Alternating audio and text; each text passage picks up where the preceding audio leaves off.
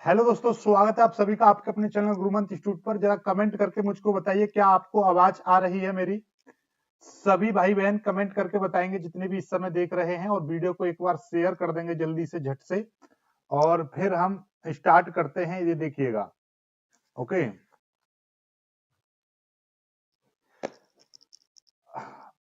Alright, चलिए।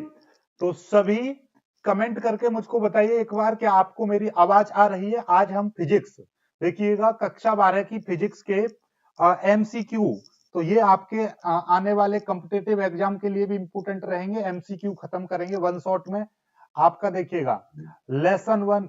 आपके मैं बात करूं बोर्ड परीक्षा की तैयारी की, स्पेशली ध्यान से समझेंगे हम। ठीक है, बोर्ड परीक्षा के साथ साथ आपकी परीक्षा के लिए भी इंपोर्टेंट रहेंगे। ठीक है, बोर्ड परीक्षा 2025 की तैयारी के लिए। ठीक, एमसीक्यू एमसीक्यू रहेंगे। और लेसन टू, आज हम लेसन टू को खत्म कर देंगे पूरी तरह से। लेसन टू वन शॉट में खत्म करेंगे, यानी कि पूरा एक दिन एक ही बार में। इसमें 20 क्वेश्चन के लगभग हैं, 20-25 क्वेश्चन, सभी को हम सॉल्व आउट करेंगे। ठीक है, जरा आप एक बार मेरे को कमेंट करके बता दो कि आपको आवाज आ रही है। ओके, चलिए। तो पहला क्वेश्चन लेते हैं, ज्यादा समय बर्बाद ना करते हुए सीधे सीधे देखिएगा। इसमें आपको यहाँ पर 3 क्वेश्चन दिखाई दे रहे होंगे इस पीडीएफ में। तो यहां से हम एक एक करके सभी प्रश्नों को सॉल्व करेंगे। पहला प्रश्न है, आपको दिखाई दे रहा है। ये पहला प्रश्न है। ये कह रहा है वायु में 1 सेंटीमीटर दूरी पर रखे प्रत्येक 1 माइक्रोकूलाम के 2 धनात्मक बिंदु आवेशों के निकाय की वैद्युत स्थितिज ऊर्जा। हमको क्या चाहिए? वैद्युत स्थितिज ऊर्जा हमको चाहिए। ठीक है, वैद्युत स्थितिज ऊर्जा आपसे पूछी है। पहले क्वेश्चन का मतलब यह है कि आपके देखिएगा, एक आवेश यहां पर है, एक आवेश यहां पर है। ये दोनों आवेश वायु में रखे हुए हैं। एक आवेश है आपका, कितने का है? ये देखिए यहां पे बोला है 1 माइक्रोकूलाम के 2 आवेश है, यानी कि यहां पर भी 1 माइक्रोकूलाम रखा हुआ है। ये Q2 जो आवेश है ये भी आपका 1 माइक्रोकूलाम है। ओके, और दोनों 1 सेंटीमीटर दूरी पर रखे हुए हैं, यानी कि इनके बीच की जो दूरी है वो 1 सेंटीमीटर है। 1 सेंटीमीटर का मतलब 1 × 10⁻², और ये हो गया मीटर। ठीक है, सेंटीमीटर को जब हम, ये आपका सेंटीमीटर है, इसको हम मीटर में बदलेंगे तो ये कितना हो जाएगा? 10⁻, ये देखिएगा, ये जो सेंटीमीटर है, सेंटीमीटर की जगह पर यहां पर मैंने क्या चेंज कर दिया? 10⁻²। तो अब ये किस में हो गया? ये मीटर में हो गया। ओके, चलिएगा। यहां से आपकी ऊर्जा, यानी कि स्थितिज ऊर्जा आपसे पूछी है। जब भी 2 आवेश दे रखे होते हैं उनकी हम स्थितिज ऊर्जा निकालेंगे तो 1/4πε0 Q1 Q2 upon R, Q1 Q2 upon R, ये फॉर्मूला हम लगाते हैं। क्या लगाते हैं? Q1 Q2 अपॉन R, ये फॉर्मूला लगाते हैं। यहाँ पर इतने की वैल्यू आपके पास होती है 9 × 10⁹। ओके, अब ये देखिएगा Q1 यहाँ पर ध्यान से देखिएगा, ये माइक्रोकूलाम में है। यदि मैं इसको कूलाम में बदलूंगा तो 1 × 10⁻⁶। इस माइक्रोन का मतलब कितना हो गया? 10⁻⁶। अब ये कूलाम हो गया। इसी तरीके से ये भी आपका 1 माइक्रोकूलाम है, तो इसका मतलब 1 × 10⁻⁶, ये भी आपका कूलाम में बदल जाएगा। क्योंकि यहां पर देखिएगा ये आपका कितना है? माइक्रो है, माइक्रोन का मतलब मैंने बदल दिया। तो ऊपर क्या है? पहला आवेश 1 × 10⁻⁶, दूसरा आवेश भी इतना ही है, 1 × 10⁻⁶, और दूरी कितनी है? 1 × 10⁻² है। अब इसको यदि मैं सॉल्व करूं तो कितना हो जाएगा? देखिएगा, ये तो 1 की गुणा 1 में करेंगे 1 रहेगा, और फिर इन तीनों की मल्टीप्लाई 9 में करेंगे तो 9×1 = 9 गुणा ये 10⁻⁹ है। ओके, ये 10⁻, देखिएगा ध्यान से, ये 10⁻⁻⁶ है, और ये 10⁻⁻⁶। इन दोनों को मैं एक साथ लिख दूंगा तो ये 10⁻⁻² हो जाएंगे। और ये नीचे कितना? नीचे केवल 10⁻² बचेगा। ओके, अब देखिएगा ऊपर वाले को सॉल्व करेंगे हम। 9 × 10⁻, देखिएगा 12 माइनस के हैं और ये प्लस के 9, तो कितने बचेंगे? ऊपर माइनस के 3 बचेंगे, और ये 10 की पावर माइनस के 2, ये भी ऊपर जाएंगे तो 10 की पावर प्लस के 2 हो जाएंगे, क्योंकि ऊपर जाएगी घातें तो चेंज हो जाती है, यानी कि माइनस प्लस हो जाएगी, प्लस होती नीचे तो माइनस हो जाती है ऊपर जाके। इसको घटाएंगे तो ये कितना हो जाएगा, 9 गुणा 10 की पावर माइनस 1 बचेगा। इसका मतलब सीधे सीधे देखिएगा, अभी इसका मतलब है कि 9.0 गुणा 10 की पावर माइनस 1। अब हमारे पास क्योंकि 9 तो यहाँ पे ऑप्शन है नहीं है इसमें, ठीक है, तो मैं इस पॉइंट को इधर ले जाऊंगा तो एक घात प्लस की आ जाएगी, यानी कि 0.9 जूल। This is answer. ठीक है, मैंने स्टेप बाय स्टेप किया है, क्योंकि यदि ये 2 नंबर में सवाल आ जाता है तो आपको बोर्ड में स्टेप बाय स्टेप लिख कर आना पड़ेगा, इसलिए ये मैंने पूरा सॉल्व कराया है। तो इसको आप स्क्रीनशॉट ले लीजिएगा। इसका जो राइट आंसर है, इसका राइट आंसर कितना हो जाएगा, 0.9 joule. 0.9 joule is the right answer. ठीक है, तो इसका जो राइट आंसर है कितना, 0.9 जूल।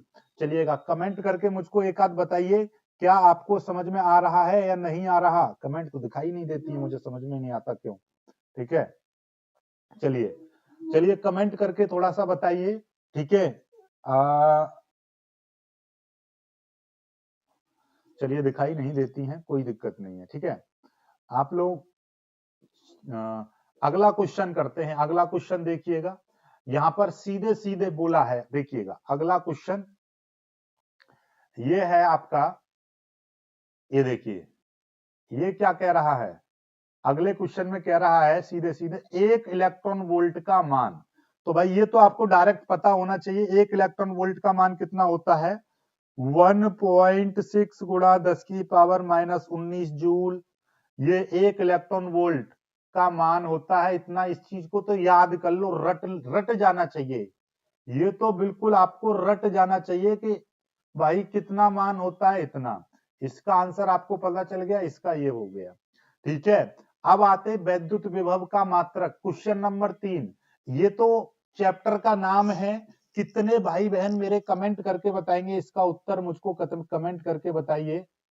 नहीं दिखाई दे रहा है मुझे कमेंट, एक सेकंड में कमेंट देखता हूं किस तरीके से चलेंगी, दिक्कत आ रही है।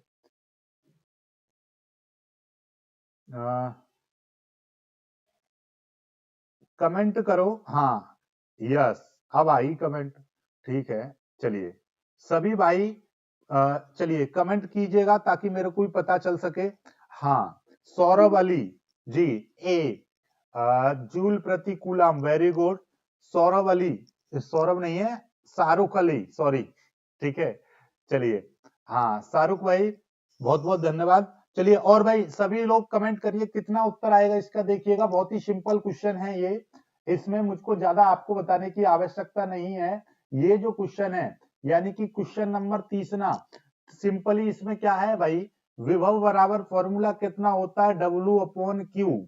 ठीक है, W का मात्रक क्या होता है, W का मात्रक जूल होता है, यानी कि कार्य का मात्रक जूल, और आवेश, आवेश का मात्रक क्या होता है, कूलाम। ठीक है, तो क्या बन गया, जूल प्रति कूलाम। तो जूल प्रति कूलाम है कहीं पर, इसका पहला ही देखिएगा, पहला क्या कह रहा है, जूल प्रति कूलाम। तो घबराना नहीं है, टेंशन नहीं लेने का, ये इसका उत्तर हो गया। ठीक है, चलिए वेरी गुड। अगला क्वेश्चन करते हैं। अगला क्वेश्चन यहां से उठाते हैं इसको, और इसको मार देते हैं कंट्रोल एक्स, और नीचे ले आते हैं इसको। देखिएगा यहाँ पे ये आ गया, ये अरे तेरी वहीं पे पहुंच गया ये, हाँ हाँ ये आ गया। ठीक है, ओके, इसको कर दे रहा हूं मैं बड़ा, ताकि आपको दिखाई दे जाए, ज्यादा बड़े की भी आवश्यकता नहीं है।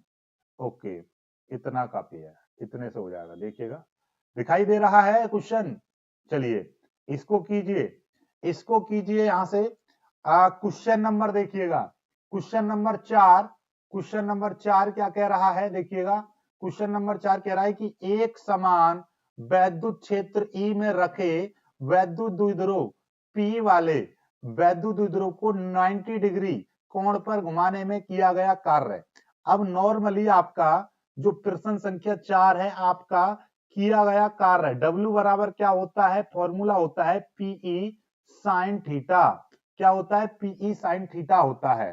ठीक है, अब यहां पर क्या कह रहा है कि 90 डिग्री उसको घुमाया गया है, ध्यान से समझ लीजिए 90 डिग्री। ठीक है, ये 90 डिग्री उसको हमने क्या कर दिया, घुमा दिया।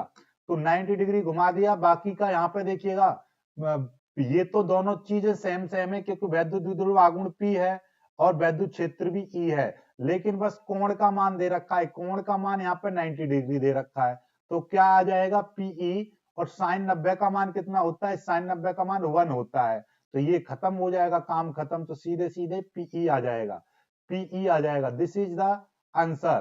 तो इसका आंसर कितना हो जाएगा, कहीं पर PE दिखाई दे रहा है, बिल्कुल दिखाई दे रहा है, दिस इज द आंसर।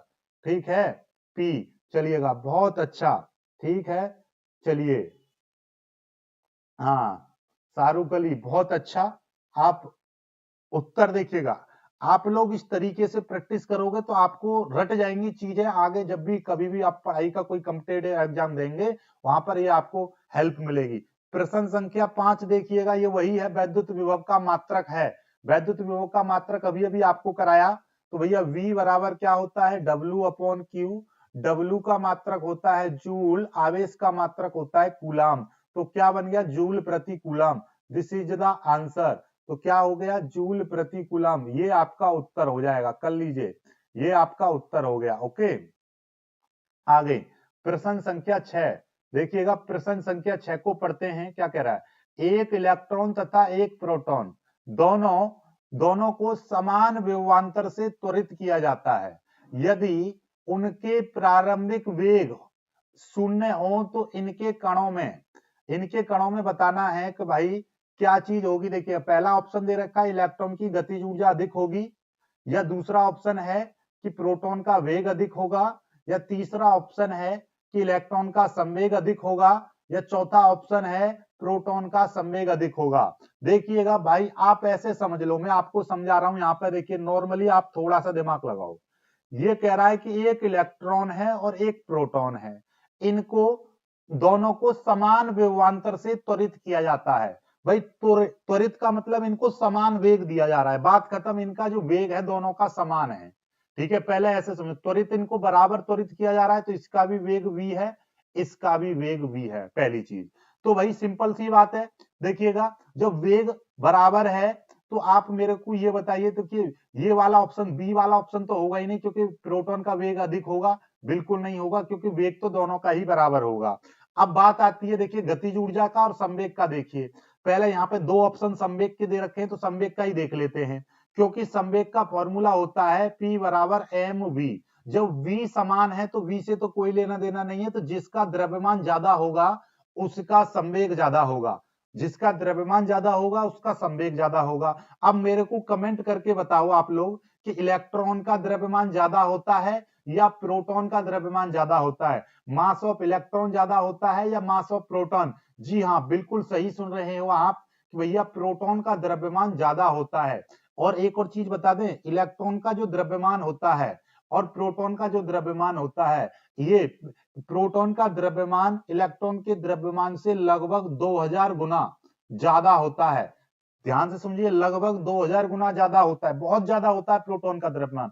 जब प्रोटॉन का द्रव्यमान ज्यादा तो प्रोटॉन का संवेग भी ज्यादा होगा, प्रोटॉन का संवेग भी ज्यादा होगा।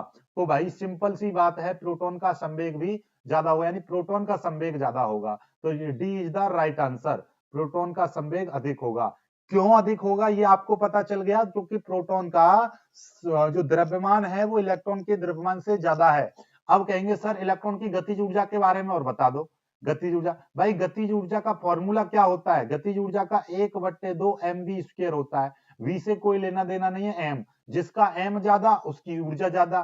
ठीक है, तो यहाँ पे तो द्रव्यमान इसका बराबर, द्रव्यमान कम है तो गतिज ऊर्जा कम होगी। ठीक है, समझ में आ गई बात, नहीं आई तो इसका राइट आंसर कौन सा है, राइट आंसर इसका बनेगा ये डी, प्रोटॉन का संवेग अधिक होगा। ठीक है, क्लियर हो गई। चलिएगा, ये बोले 5 में का ये, चलिए छठे का हो गया। चलिए आगे ऊपर से और क्वेश्चन उठाते हैं, छठा। अब ये देखिएगा, यहाँ से ये 7वां और 8वां उठाते हैं, कंट्रोल एक्स और नीचे ले आते हैं और यहाँ पे हम इसको रख देते हैं। ओके, अब देखिएगा 7वां प्रश्न देखेंगे, ये देखिएगा आपको दिखाई दे रहा है 7वां प्रश्न। चलिए 7वें प्रश्न को कीजिए और कमेंट करके मुझको बताइए। ठीक है, चलिएगा, ओके, 7वां प्रश्न देखिए। 7वां प्रश्न आपका क्या कह रहा है कि दो बिंदु आवेश 8 माइक्रो कूलाम तथा 12 माइक्रोकूलाम एक दूसरे से 10 सेंटीमीटर की दूरी पर वायु में रखे हैं। ठीक है, कोई दिक्कत नहीं है। इनके बीच दूरी 6 सेंटीमीटर परिवर्तित करने के लिए आवश्यक कार्य। देखिए, बहुत ही साधारण सवाल है, इसको समझिए। 7वां सवाल ये कह रहा है कि पहला आवेश आपको दे रखा है 8 माइक्रोकूलाम। ये देखिएगा, पहला आवेश यहां पे दे रखा है 8 माइक्रोकूलाम और दूसरा आवेश दे रखा है 12 माइक्रोकूलाम। तो पहले तो 8 माइक्रोकूलाम को ही बदल लो माइक्रोकूलाम में, तो 8 गुणा 10 की पावर -6, अब ये हो गया कूलाम। ऐसे ही यहां पर दूसरा आवेश दे रखा है आपका 12 माइक्रोकूलाम, इसको भी बदल लेंगे तो ये हो जाएगा 12 गुणा 10 की पावर -6 कूलाम। कोई दिक्कत नहीं है। अब इसमें तीसरी चीज देखिए, यहाँ पर दूरी दो दे रखी है। यहाँ पर दोनों के बीच की दूरी है 10 सेंटीमीटर और उनके बीच की दूरी कितनी परिवर्तित कर दी, 6 सेंटीमीटर परिवर्तित कर दी। तो जब भी कभी भी दो दूरियों में परिवर्तन हो जाए तो उनमें कार्य पूछा है, तो देखिए मैं आपको नॉर्मली आपको समझाऊंगा, पहले तो समझो। यहाँ पर एक दूरी आपको R1 दे रखी है कितनी, 10 सेंटीमीटर और दूसरी दूरी आपको दे रखी है 6 सेंटीमीटर। अब देखिए बबुआ, इस टाइप के जो सवाल होते हैं ना, उनमें आपको एलसीएम लेना होता है। क्या लेना होता है हमको, एलसीएम। तो उसके लिए हम इसको क्या करेंगे, पहले बदलेंगे, सेंटीमीटर को हम बदल लेंगे मीटर में।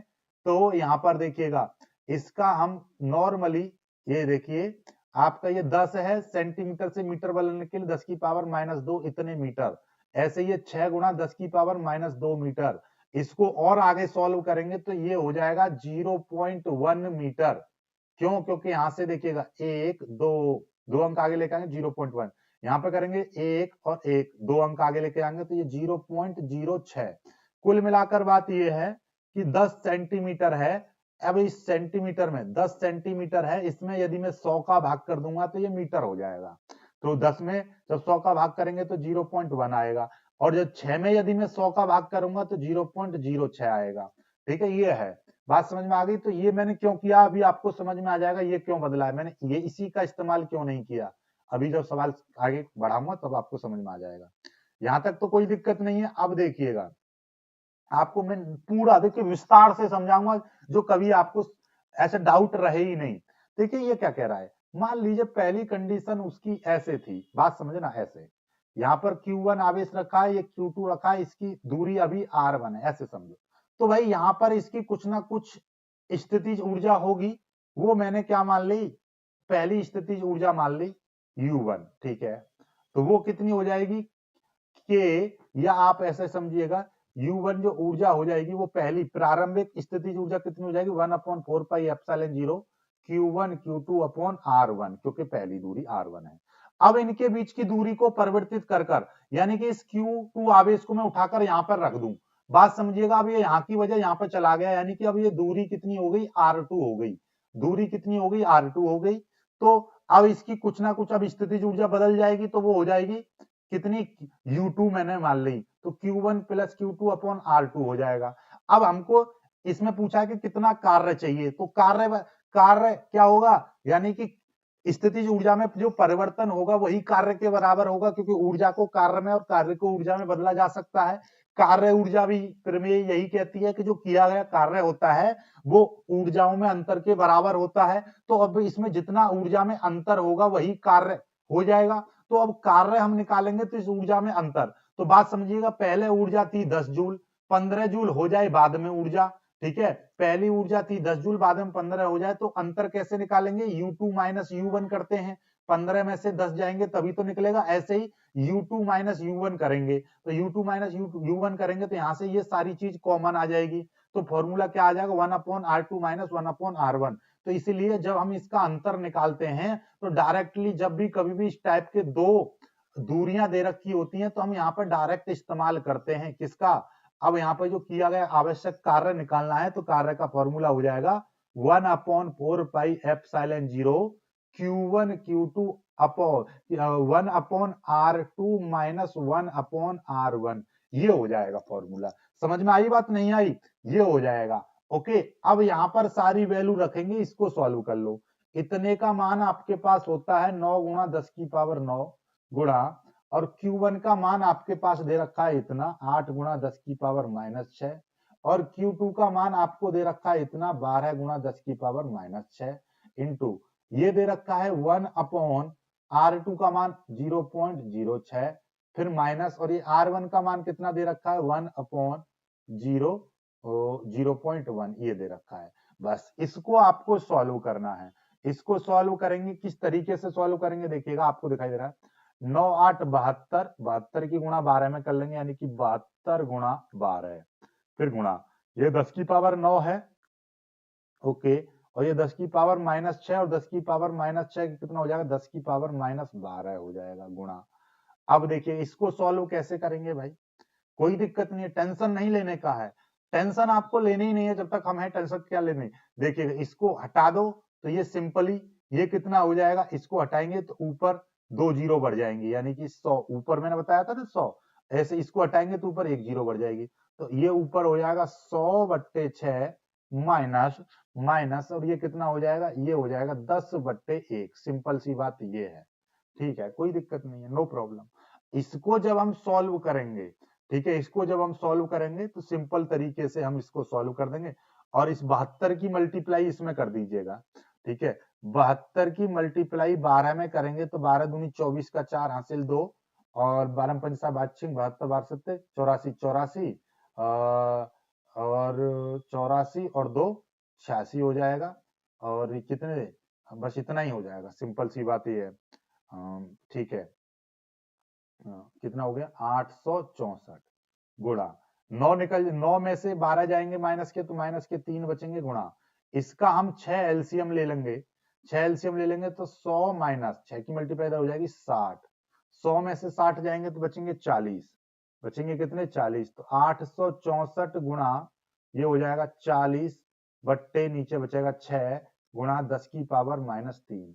अब इसको सॉल्व करेंगे, 2 से काट दो 2 3 अच्छा इस तरीके से और इसको भी हम कर सकते हैं कैसे करेंगे 8 6 4 10 8 18 3 से ये कट जाएगा, ये देखिएगा 3 से ये जो 3 है 3 से ये कट जाएगा 3 दूनी 6 3 दूनी 6 2 बचेंगे और 3 अट्ठे 24 3 अट्ठे 24 तो कुल मिलाकर 288 गुणा 20 गुणा 10 की पावर -3।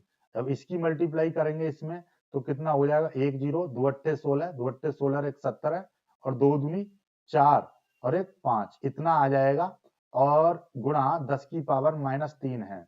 अब ये 3 है तो इसका मतलब पॉइंट यहाँ पर 3 अंक आगे पहुंचा दो 1 2 3 तो यानी कि ये 5.760 तो लगभग लगभग कितना आ जाएगा 5.8 जूल के समथिंग समथिंग आ जाएगा। 60 अंक हम लेंगे 5 या 5 से अधिक है तो इसमें 1 जोड़ देंगे तो ये इतने के लगभग आ गया। क्या कोई ऐसा ऑप्शन है वहां पर 5.8 जूल का कोई ऑप्शन है, देखिएगा। हाँ शाहरुख अली आज डाल देंगे भाई, अब फिजिक्स का पेपर शाहरुख भाई डाल देंगे, आप चिंता ना करिए, आज हम डालेंगे आपका पेपर, ठीक है, बेहतरीन पेपर बना के नहीं है। देखिए 5.8 जूल ये है, ये इसका राइट आंसर है। देखिए चीजें मैं बिल्कुल, देखिए मैं चाहता तो आपको शॉर्ट में बता देता, मेरा कहने का मतलब ये है आप इस तरीके से सीखें कि आपका पेपर में यानी बोर्ड परीक्षा में जब भी आप बैठो तो आप अच्छे से कर आओ, ठीक है। तो बताइए समझ में आया नहीं आया, बहुत ही अच्छे से आ गया होगा। अगला क्वेश्चन करेंगे, क्वेश्चन संख्या 8, ठीक है, क्वेश्चन संख्या 8 देखिएगा,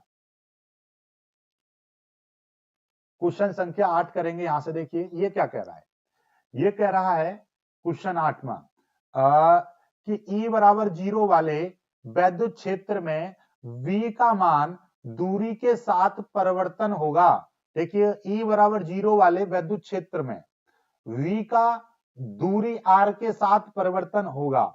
अब मेरे को ये बताए V का क्या परिवर्तन होगा, ये कह रहा है E बराबर 0 है तो वहां पर V का मान बदलेगा। बताइए क्या V का मान R पर निर्भर करता है, बताइए कमेंट करके मुझको बताइए जल्दी से, क्या V का मान R पर निर्भर करता है या नहीं, यस और नो में उत्तर दीजिए, देखते हैं कौन उत्तर देगा, जल्दी से बताइए। तो 8वां क्वेश्चन का हम यहाँ पे सॉल्यूशन करेंगे, पहले आप मेरे को एक कमेंट करके बताइए, ठीक है, जल्दी से कमेंट कीजिए। ऑलराइट, नहीं समझ में आ रहा है कोई दिक्कत नहीं, अब हम समझाते हैं, देखिएगा आप देखिए पहली चीज, नॉर्मली देखिए मैं आपको बता रहा हूं कि ये कह रहा है ना कि v दूरी के साथ परिवर्तित रहता है, बिल्कुल नहीं रहता, नहीं करता भाई शाहरुख भाई। v जो विभव जो होता है वो दूरी पर निर्भर नहीं करता है। जब आपका वैद्युत क्षेत्र 0 रहेगा तो v का मान इस पर दूरी पर बिल्कुल निर्भर नहीं करेगा, बिल्कुल निर्भर नहीं करेगा। ओके, दूरी पर निर्भर नहीं करेगा। क्यों नहीं करेगा? क्योंकि आपको पता है, देखिए एक फॉर्मूला आपने पढ़ा होगा थ्योरी में कि जो वैद्युत क्षेत्र की जो तीव्रता होती है वो विभव प्रवणता के बराबर होती है। विभव प्रवणता की ऋणात्मक, ठीक है, विभव का दूरी परिवर्तन की ऋणात्मक दर के बराबर होती है। इसको विभव प्रवणता जो होती है, इसको विभव प्रवणता बोलते हैं। ये वैद्युत क्षेत्र की तीव्रता के बराबर होती है, ठीक है, ये एक फॉर्मूला होता है। ठीक, अब आप मुझको एक चीज बताइए, इसका मतलब क्या है? जब यहां पर मैं कह रहा हूं कि ई का मान 0 है, ई बराबर, सवाल में आपको दे रखा है ई बराबर 0, सवाल में आपका ई बराबर 0 दे रखा है, और ई का मान कितना होता है? ई का मान इतना होता है minus d v upon d t, sorry d r, ये होता है 0। अब माइनस भी 0 में चला जाएगा तो डीवी बट्टे डी आर बराबर 0। अब ये डी का मतलब, मैथ के स्टूडेंट है तो आप लोग समझ रहे होंगे कि d x upon d y लिखा होता है, तो इसका मतलब होता है एक्स का वाई के सापेक्ष अवकलन।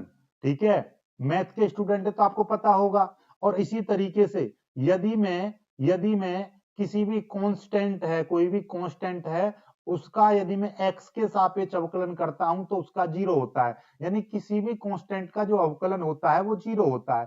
इसका मतलब क्या है? इसका मतलब यह है d अपॉन डी आर, और ये है v बराबर 0। यानी कि इस विभव का r के सापेक्ष अवकलन 0 है, v का r के सापेक्ष अवकलन 0 है। इसका मतलब यह है कि v का मान यदि कांस्टेंट रहा होगा, v का मान यदि कांस्टेंट रहा होगा, तभी तभी वहां पर इसका r के सापेक्ष इसका अवकलन कर रहे हैं। v का जब r के सापेक्ष अवकलन कर रहे हैं तभी तो 0 होगा। इसका मतलब जहां पर v कांस्टेंट रहा होगा, ठीक है, तो इसका मतलब e का, जब e आपका 0 है तो वहां पर क्या होगा? विभव कैसा होगा? कांस्टेंट रहेगा। वहां पर विभव कांस्टेंट रहेगा। जब विभव कांस्टेंट रहेगा तो वो दूरी पर निर्भर नहीं करेगा। ना तो ये आंसर सही है, ना ये सही है, ना ये सही है। इसका मतलब v कैसा रहेगा? v कांस्टेंट रहेगा, यानी कि r पर निर्भर नहीं करेगा। तो इसका राइट आंसर क्या होगा? v आपका बिल्कुल भी निर्भर नहीं करेगा r पर, v कांस्टेंट रहेगा। बात समझ में आ रही है? ठीक है, जब किसी भी चीज का अवकलन 0 है तो इसका मतलब उसका मान 0 है।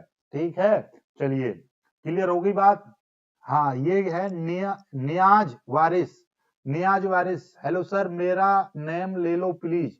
जी जी, नियाज वारिस, ठीक है, बहुत बहुत स्वागत है आपका हमसे जुड़ने के लिए। चलिए आगे क्वेश्चन कराते हैं। क्वेश्चन 8 हो गया, क्वेश्चन नंबर 9 उठाते हैं। 9 10, 9 10 कहाँ है? अरे हाँ, ये रहा, ये ओके, यहां से उठा लेते हैं। ठीक है, ऑल राइट।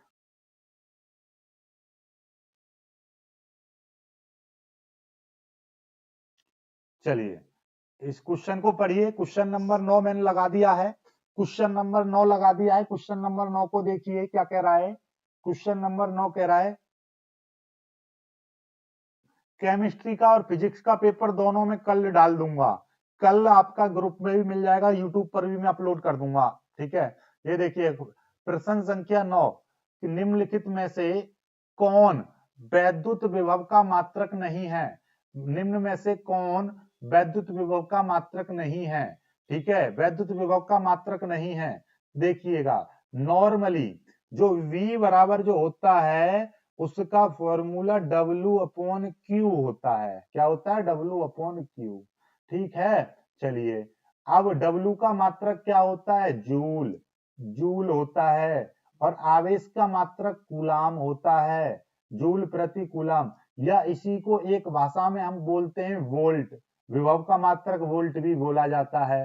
तो देखिएगा, ये भी आपका विभव का मात्रक है और ये भी विभव का मात्रक है। अब देखिएगा, एक फॉर्मूला आपने ये भी पढ़ा होगा, ठीक है क्या, कि ये जो विभव जो होता है, ये देखिएगा, यहां से W, W का मात्रक क्या होता है? W का मात्रक होता है क्या? F इंटू डी, यही होता है नहीं होता? बिल्कुल होता है। और ये है Q, तो इसका मात्रक भाई कार्य बराबर क्या होता है? बल गुणा विस्थापन, तो F इंटू डी। अब इसके अकॉर्डिंग मात्रक क्या बनेगा? बल, बल का मात्रक न्यूटन, यह है डी, डी यानी कि दूरी, दूरी का मात्रक मीटर, और क्यू, क्यू यानी कि कूलाम, कूलाम हो जाएगा। तो ये तीन मात्रक होते हैं विभव के, विभव के तीन मात्रक होते हैं। कौन कौन से तीन मात्रक होते हैं? जूल प्रति कूलाम, वोल्ट और न्यूटन प्रति कूलाम, ये तीन मात्रक विभव के होते हैं। तो इनमें से देखना है, देखिएगा, ये देखिए, ये वोल्ट, ये भी विभव का मात्रक है, सिंपल सी बात है। ये जूल प्रति कूलाम, ये भी विभव का मात्रक है। न्यूटन मीटर प्रति कूलाम, ये भी विभव का मात्रक है। लेकिन न्यूटन प्रति कूलाम ये आपका वैद्युत क्षेत्र की तीव्रता का मात्रक होता है।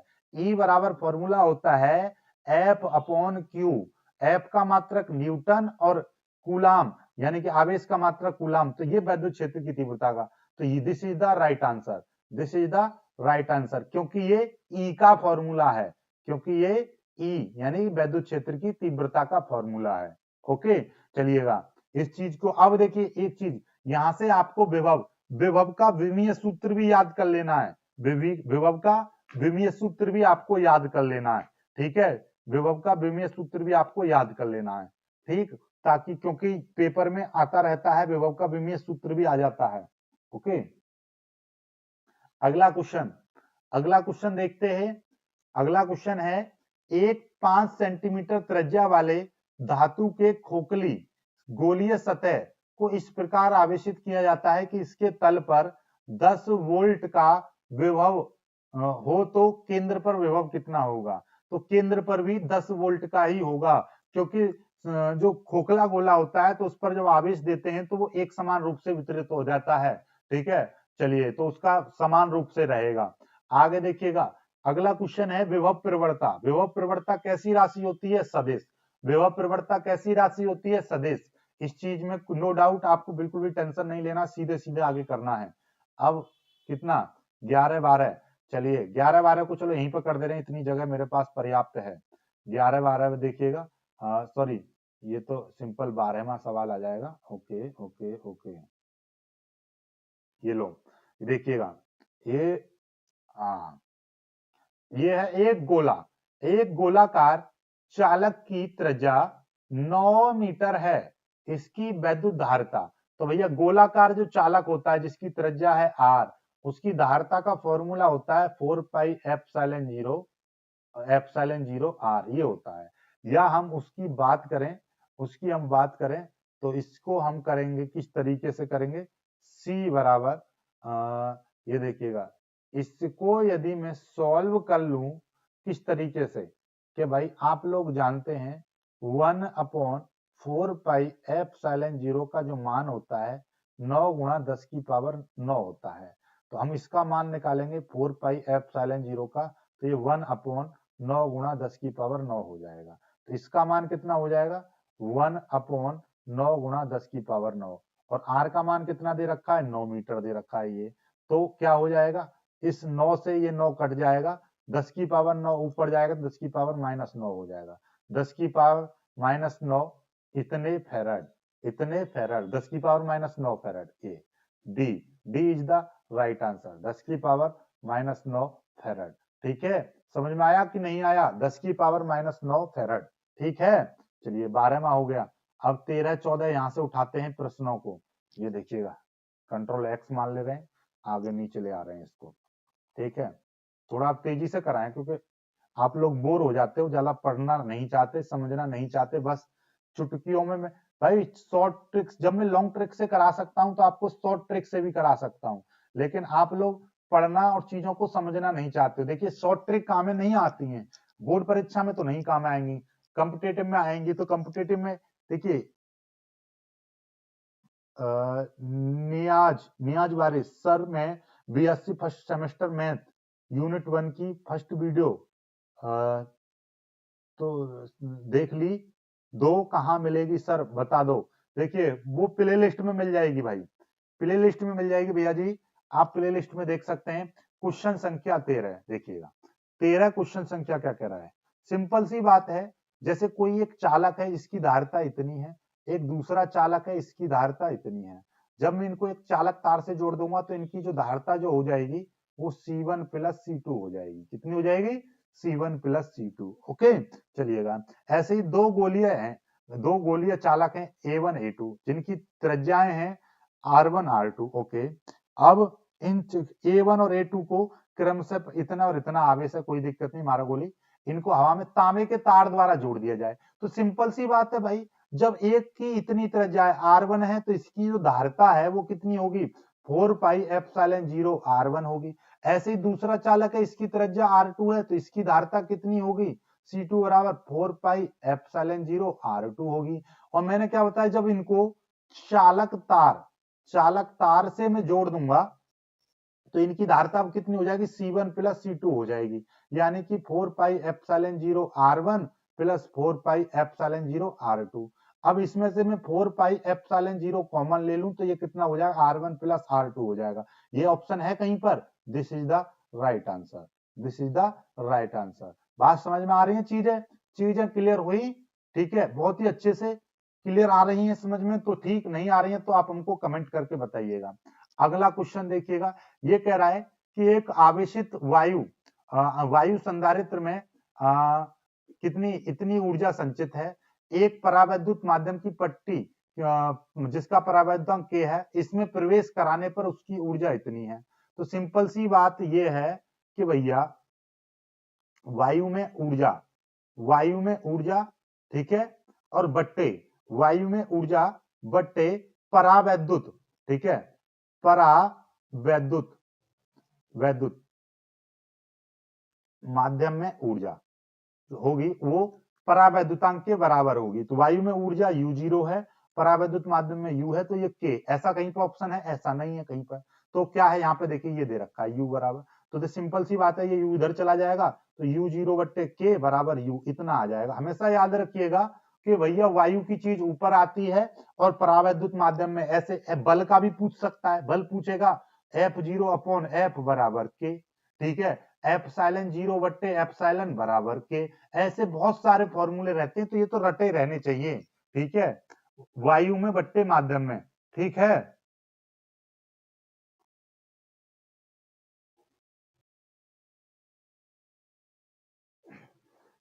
ओके, चलिए आगे देखिएगा, अगला 15वां क्वेश्चन देखिएगा।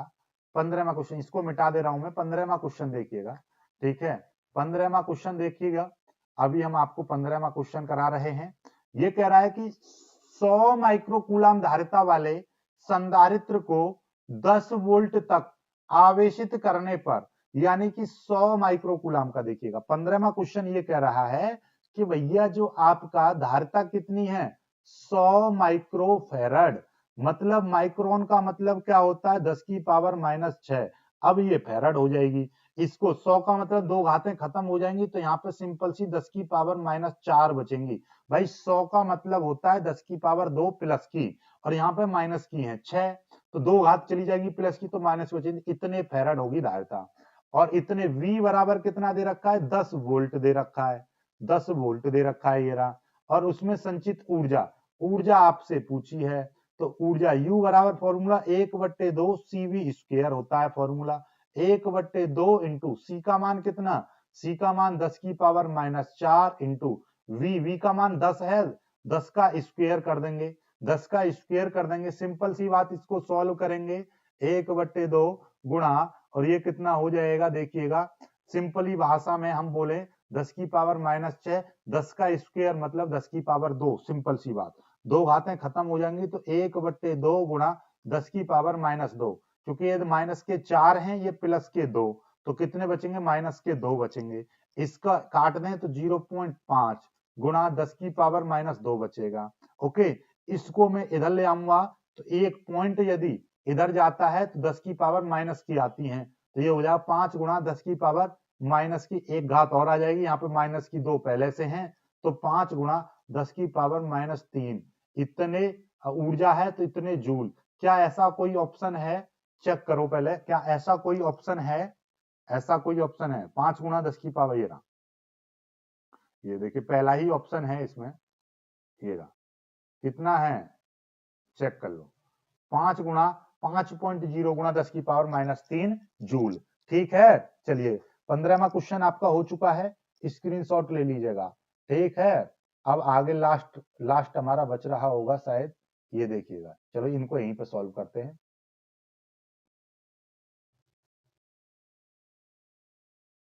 चलिए ये क्वेश्चन है, ठीक है। चलिए बहुत ही साधारण और सिंपल तरीके से ये क्वेश्चन रहते हैं, बस आपको क्या करना है, ऐसे क्वेश्चनों को सॉल्व। हाँ देखिए, ये जो सर्किट वाले जो न्यूमेरिकल्स हैं, सर्किट वाले न्यूमेरिकल्स मैंने आपको ये होमवर्क में भी आपको दिए थे। बताइए सर्किट वाले मैंने होमवर्क में दिए थे या नहीं दिए थे, कमेंट करके मुझको बताइए। ठीक है, अब देखिएगा इस क्वेश्चन को कराते हैं हम, वैसे छोड़ेंगे नहीं, कोई भी क्वेश्चन नहीं छोड़ेंगे, सारे प्रश्नों को हम कराएंगे। सर्किट वाले हम पहले भी करा चुके हैं और अभी सर्किट वाली चल भी रही है वो सीरीज। तो ये दोनों समांतर में रहेंगे, इन दोनों का भी इस्तेमाल करेंगे। ये दोनों यहाँ पर श्रेणी क्रम में हैं, तो पहले तो देखिए मैं नाम दे दे रहा हूं। पहले देखिए आप ऐसा करो, ये हो जाएगा नाम C1, ये हो जाएगा C2, ये हो जाएगा C3 और ये हो जाएगा C4। तो यहाँ पे लिख दो C2 व C3 कैसे हैं, श्रेणी क्रम में हैं। श्रेणी क्रम में है तो इनका फॉर्मूला क्या हो जाएगा, C बराबर C2 इंटू C3 बट्टे C2 प्लस C3, यानी कि 1 गुणा 1 बट्टे 1 प्लस 1, यानी कि 1 बट्टे 2 बोले तो 0 पॉइंट कितना आ जाएगा 5, इतने माइक्रो फैराड आ जाएगा। अब ये क्या हो जाएगा, अब ये तीनों के तीनों, क्योंकि इन दोनों की जो धारिता है वो निकल आई 0.5। ठीक है, अब ये C1 C व C4 कैसे हो जाएंगे, समांतर क्रम में हो जाएंगे। जब समांतर क्रम में हो जाएंगे, इनकी तुल्य धारिता निकलेगी, डायरेक्ट जोड़ देते हैं इनको। जब डायरेक्ट जोड़ देंगे तो कितना, 1 प्लस 0.5 प्लस 1 तो कितना हो जाएगा 2.5 इज द राइट आंसर। 2.5, तो इसका 2.5 ये वाला उत्तर होगा, ये वाला। ओके ठीक है, ये हो गया। आगे देखिएगा अगला 18वां क्वेश्चन, 3 बराबर धारिता वाले संधारित्रों को पहले समांतर क्रम में तथा बाद में श्रेणी क्रम में जोड़ा जाए तो दोनों दशाओं में तुल्य धारिता का अनुपात कितना होगा। देखिएगा पहले भाई 3 समांतर क्रम, मतलब 3 संधारित्र हैं, उनको पहले समांतर क्रम में जोड़ा जाए तो ऐसे समझिएगा, ध्यान से समझिएगा, समांतर क्रम में जोड़ रहे हैं तो लाइक आप ऐसे समझिए, एक एक कूलाम के हैं, मान लीजिए 1 कूलाम के हैं तो समांतर क्रम में जोड़ेंगे। देखिएगा 3 बराबर धारिता के, एक एक धारिता हमने मान ली अपनी ओर से, समांतर क्रम में तो डायरेक्ट जुड़ जाएंगे, 1 प्लस 1 प्लस 1 यानी कि 3 धारिता हो जाएगी, 3 यूनिट। ठीक है, अपना आप 3 फैराड मान लो। और यदि अब इनको समांतर क्रम में श्रेणी क्रम में जोड़ेंगे तो 1/c हो जाएगा, यानी कि A1 प्लस ए 1, ये तो 1/1 एक ही है तो ये तो गड़बड़ हो जाएगा। चलिए कोई दिक्कत नहीं है, तो 1/c बराबर इनका करेंगे तो ये वही 3 हो जाएगा, लेकिन जब इसका धारिता निकालेंगे तो 1/3 हो जाएगा। कितना हो गया 1/3।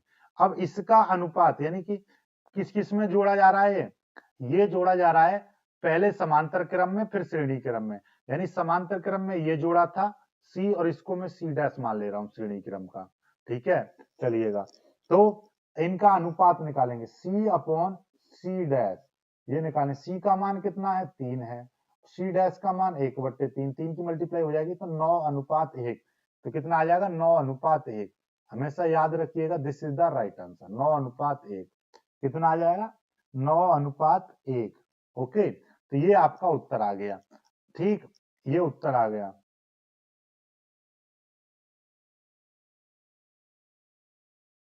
नमस्ते सर जी, देखिएगा यशवीर सिंह पूछ रहे हैं सर दिखाई नहीं दे रहा, वीडियो क्वालिटी को बढ़ा लो। यशवीर भाई वीडियो क्वालिटी को आप बढ़ा लो तो सवाल अच्छा दिखाई देगा आपको।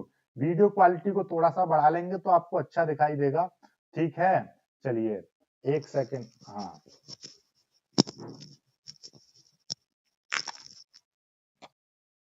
1 मिनट।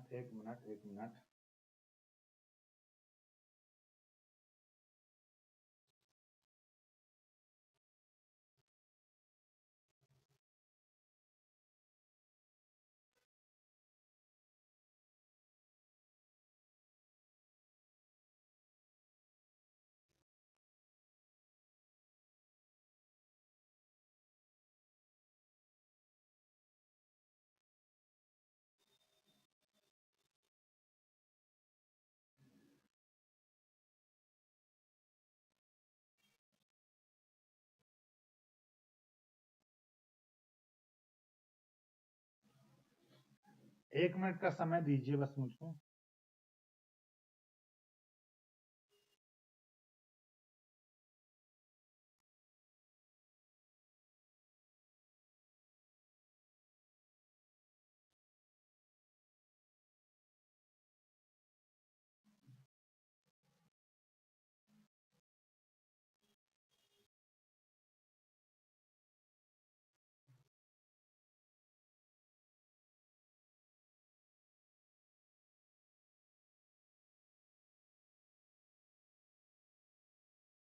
बताओ अब सवाल समझ में आ गया आपको या नहीं आया?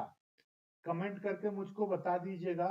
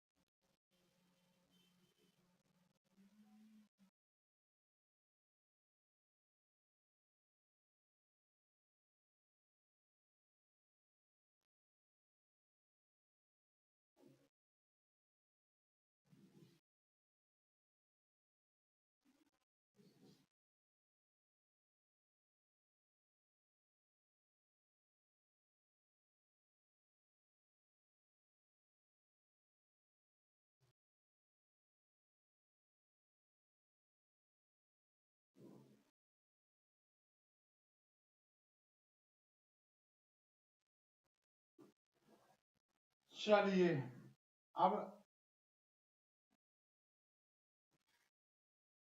ऐसा करिए, उस वाले प्रश्न को आप छोड़ दीजिए, ऊपर वाले को अभी हम करा देंगे उसको, कोई इतना ज्यादा बड़ा इश्यू है नहीं उसमें।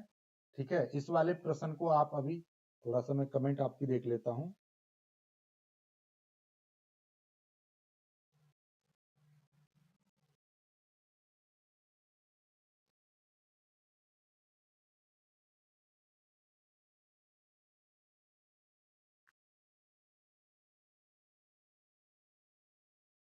यस, अब बोलिए।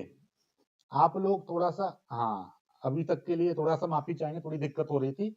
हाँ, तो शाहरुख भाई बोलो सर, क्या बोलना? हाँ शाहरुख भाई क्या बोलना है, आप बताइए आप लोग। ठीक है, आप लोगों का, हाँ ये क्वेश्चन अभी,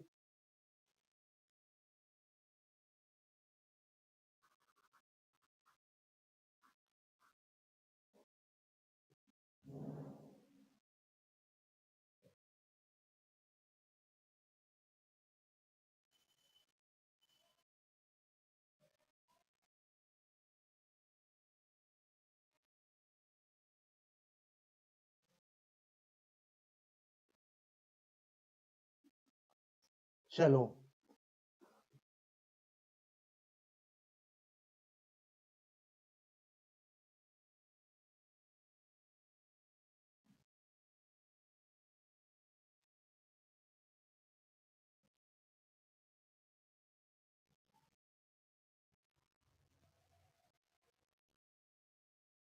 सर, आपकी तरह कोई बायोलॉजी का टीचर है तो बताइए जी। अब बायोलॉजी का टीचर नहीं है, होगा तो मैं आपको बता दूंगा, अभी मेरी नजर में कोई भी नहीं है।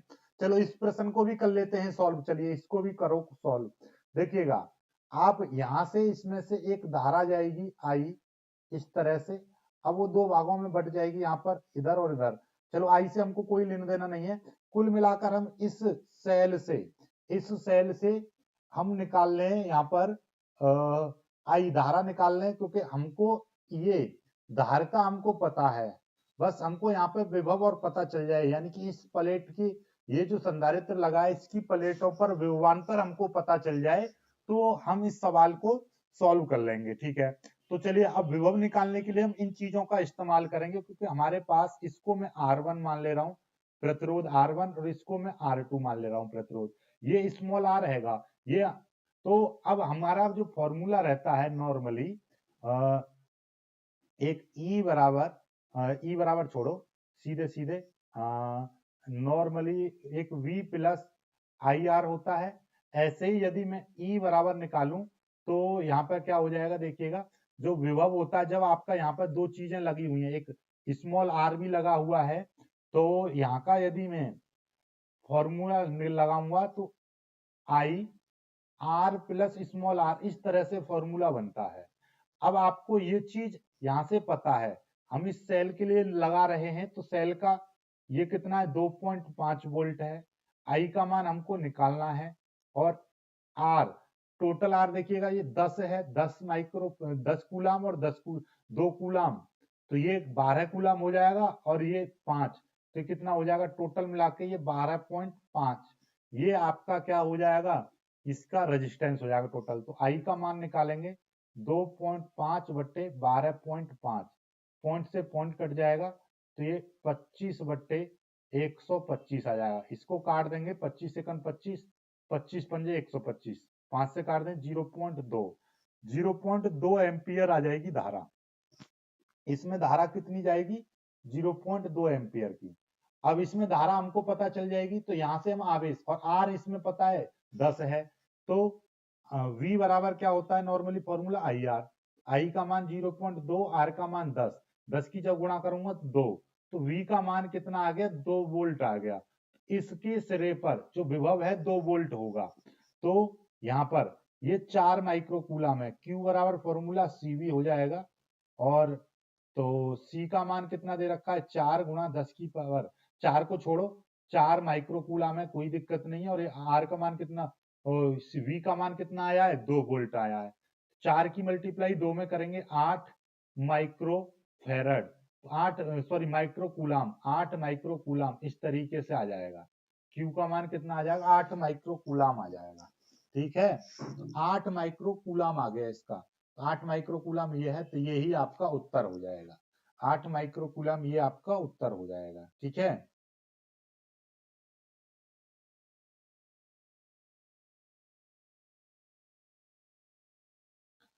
देखिए फिजिक्स के पेपर की या तो लाइव कराऊंगा, या फिर मैं आपका पेपर वीडियो बनाकर डाल दूंगा, और फिर वैसे करा देंगे। ठीक है, वीडियो को लाइक करके शेयर कीजिएगा भाई, चैनल को सब्सक्राइब कर लीजिएगा। ओके, जय हिंद।